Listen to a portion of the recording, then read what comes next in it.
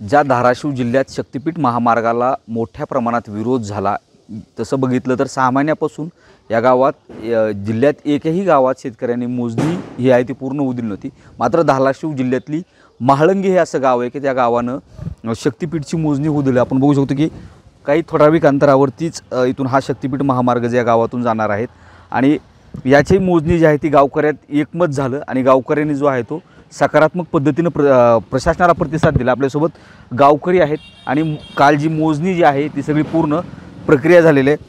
मला सांगा काय एकूण गावकऱ्याचा निर्णय झाला, कशी बोलणी झाली, काय ठरलं प्रशासनाचा तुमच्यात? कसं आहे, आता हा शक्तिपीठ हा मार्ग विकासाच्या दृष्टीने फार महत्त्वाचा मार्ग असल्यामुळं आणि हा प्रोजेक्ट मोठा असल्यामुळं आमचं गावकऱ्यांचं शेतकऱ्यांचं असं ठरलं की सगळे शेतकरी जमा झाले आणि सगळ्यांनी एकमतानं आपण सगळेजण एक विचार करू, आपण नेमकं काय निर्णय घ्यायचा ह्याच्यावर चर्चा झाल्यानंतर सर्व शेतकऱ्यांचं असं म्हणणं आलं की बाबा ही विकासाचं काम आहे आणि हा प्रोजेक्ट मोठा आहे आणि विकासाच्या दृष्टिकोनातून जी उचललेलं शासनानं ही पाऊल आहे ही देशहितासाठी आहे, राज्यहितासाठी आहे। जरी आपलं नुकसान होत असेल तरी आपल्याला जर योग्य मुआवजा मिळत असेल तर आपण द्यायला काय हरकत नाही। मग आपण असं शासनाशी चर्चा करू आणि आपण चर्चा करून ते आपल्याला शासन काय ही करतात, आश्वासनं देतात ह्याचा विचार करून आपल्याला योग्य मुआवजा जर मिळत असेल तर विकास कामाला विरोध करण्यापेक्षा आपण आपल्या जमिनी दिल्या तर बरं राहील असं सर्व शेतकऱ्याचं मत आलं।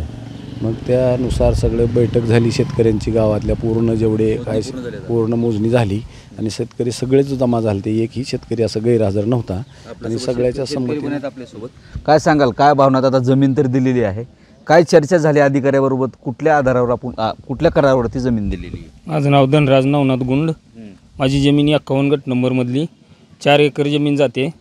SD साहेब आले, देशमुख SD साहेब, त्यांनी येऊन चर्चा केली पंचायतमध्ये। त्यांनी म्हणले गोवा योग्य मोबदला देऊ, योग्य ते तुम्हाला साथ देऊ। आम्ही जिल्हाधिकाऱ्याला बी आम्ही भेटलो होतो ह्याच्या आधी, त्यांनी म्हणलं तुमच्यासाठी आम्ही प्रयत्न चांगले करू, पैशासाठी पैसे व्यवस्थित देऊ। जी संयुक्त मोजणी झाल्याशिवाय आम्हाला बजेटचं आराखडा कळत नाही, त्याशिवाय आम्ही संयुक्त मोजणी झाल्याच्या नंतर आम्ही बजेटची ही करून व्यवस्थित मोबदला देऊ अशीच ह्यांनी चर्चा केली आमच्या संग। सोमवारी 11 तारखेला SD साहेब स्वतः देशमुख साहेब येऊन पॉईंटवर येऊन स्वतः ही करून मोजणी पार पाडली, व्यवस्थित मोजणी पार पडली। एकूण जर बघितलं तर धाराशिव जिल्ह्यात जो आहे तो शक्तिपीठ महामार्गचा शेतकऱ्यांचा विरोध हा मूळ कळीचा मुद्दा बनला होता। राजू शेट्टी असतील अनेक नेते जे आहेत ते इथे येऊन या आंदोलनात शेतकऱ्याच्या सहभागी झाले। मात्र प्रशासनानं महाळंगी गावच्या शेतकऱ्यांनी विश्वासात घेतलं आणि शेतकऱ्यांनी जो आहे तो विश्वास प्रशासनावर दाखवला आहे। मोजणीचं काम या गावात पूर्ण झालेलं आहे। एकूण 17 गावं जे आहे त्या गावातून हा महामार्ग जाणार आहे। पहिलं गाव महाळंगी आहे की जिथे त्यांनी याला समर्थन दिले। आता सरकारची ही जबाबदारी, ज्या पद्धतीने शेतकऱ्यांनी त्याच्यावर विश्वास टाकला आहे त्याहीच पद्धतीने सरकारनं देखील शेतकऱ्यांच्या अपेक्षेप्रमाणे मोबदला द्यावा, एवढीच माफक अपेक्षा शेतकरी व्यक्त करताना दिसत आहेत। सागर जाधवसह बालाजी निरफळ, न्यूज 18 लोकमत, महाळंगी, धाराशिव।